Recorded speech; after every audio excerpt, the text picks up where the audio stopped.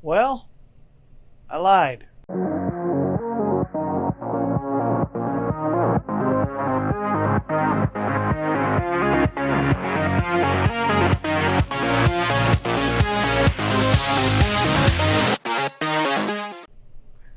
What's going on, guys? We're back in the shop today, and instead of moving on to doing control surfaces, I had a little snafu, snag, hiccup, delay, whatever.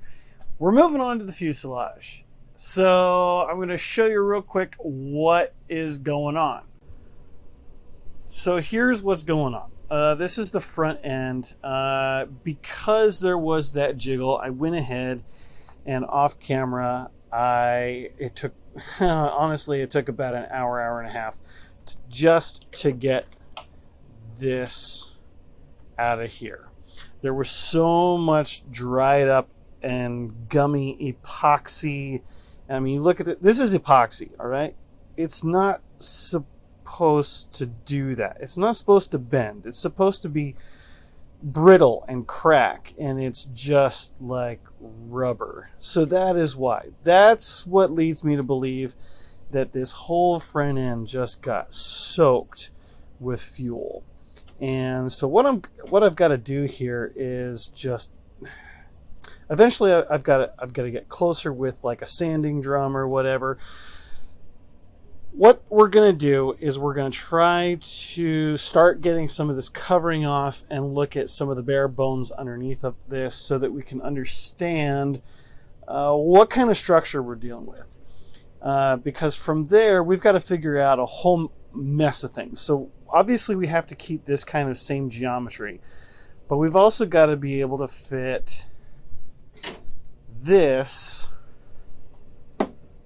onto there. And the way that we're going to do that and determine that is more or less by using the old cowl. We know the old cowl is more or less trimmed to shape. And what's nice is it does have this big open hole in the side of it so that I can adjust the depth of that. From there, we can determine where and how we want to place our batteries, if we're going to do a hatch in the new cowl, whether we're going to front load from in that hole through this hole, which will be under wings, which will be a kind of a pain in the bum. So yeah, a lot of decisions need to be made at this point moving forward. So we're going to get into dismantling some of this hardware and trying to start undoing some of this covering here and just see what lies beneath.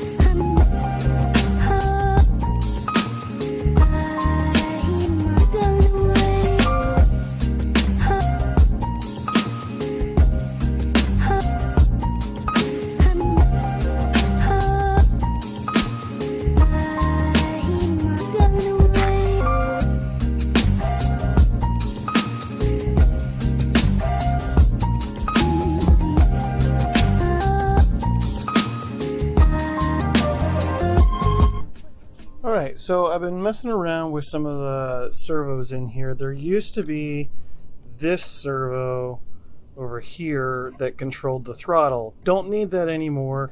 These two servos match, and I prefer to have them match on my tail control surfaces. That way I'm not second guessing any torque. And these servos were a higher spec than the other high tech that was controlling the elevator. This is actually a really good vantage point where I want to point out these Dubro servo horns. They're quite a bit thicker, as you can look. They're more durable. That there's a lot less bend, pushing. There's just a lot less bend on these Dubro ones, and that's why I prefer to replace them. Also replaced a piece of fuel tubing here just to help retain this clevis here.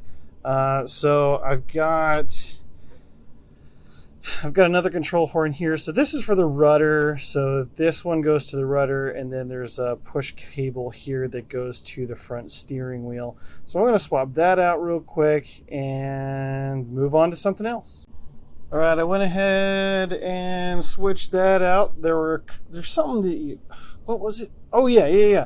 So quick tip, I've got to get one for over here, but difficult to film without some crazy tripods that I don't have is how to get these things on without having to remove the whole line. Get a pair of tweezers or like 2 barbecue skewers, that might work, and then you can wedge the points of them into the fuel tubing, and then you spread them apart and you can slide it over top of that. That's how I replace that little piece of fuel tubing, just to retain that. On this one, I'll show you here. There's one thing in this hobby that I absolutely hate, wish everyone would do away with. These friggin' grub screws. I hate these guys.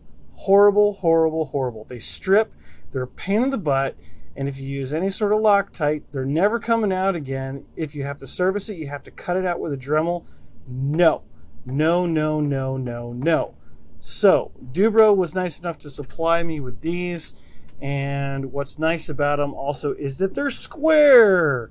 So they're nice and grippy. You hold it with a pair of pliers, and then you can tighten that, and it's got, an Allen head on it, but it's also got little grippies on the side so that you can undo it if it gets seized, and you can use Loctite, and it's serviceable, and it's amazing. You should use these. They are, where'd the bag go? There they are. There we go. Square lock push rod connectors with reusable nylon, snap-on, or permanent push mount nut. So the nylon is just a little piece of nylon that pushes on really easy. These black things I find are difficult to put on, and really, when they're on there, they are on there. You can pull them off, but not very easily.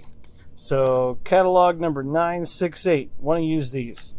Amazing stuff. That'll make really easy work with my push rod moving forward, make great adjustability, and I can set it and forget it. All right, the last thing we're going to do here is check my movement. Sweet. All right, so that's one thing that I will also say comes in handy is a digital servo tester. So I actually can see what the microseconds are on my pulse width. So obviously this is 1500, but I can go really high or really low.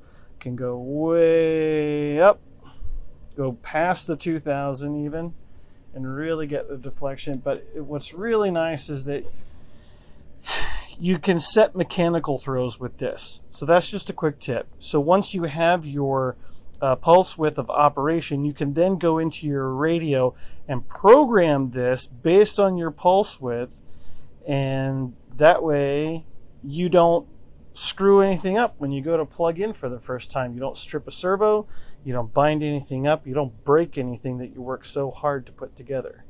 Quick tip, moving forward. God, I swear I knew there was something I was going to forget. Worth mentioning is I put in some new screws here. The ones that were in here were these little brass screws that just didn't have very much bite in them. The wood itself, it looks like it was never treated with CA. Always treat your wood with CA to harden it before you put in the screws. And then on top of that, this servo for the rudder was entirely missing 2 screws. Those weren't even there. All right, so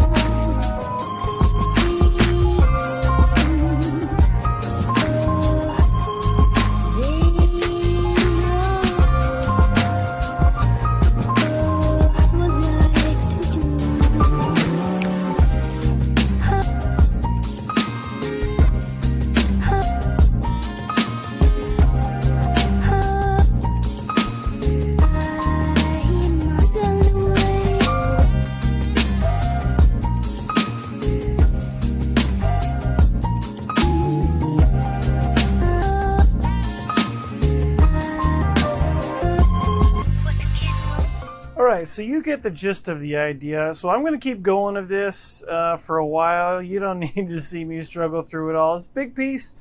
I think there's nothing much left. There's not really any hardware to cover that I haven't already covered before, or uncovered. Bad pun. So I've got the struts that came off the tail, and I'll go over those in another video. We'll completely redo those because the hardware, in my opinion, is just not great. It certainly served its purpose, but moving forward, I'd like to use something that I've used before, but I've never really documented on video. Anyway, I'll leave you with this. So while we're making this really, really ugly, as you can see, I hope you could tell from the wings and what I have done with the wings that we're really going to make this into something special. Truly, truly something special. Once I get all of this covering off and get things sorted and get some ideas flowing in my brain, I'll come back to this and I'll let you know what's going on. So until then, keep working on your flying work of art.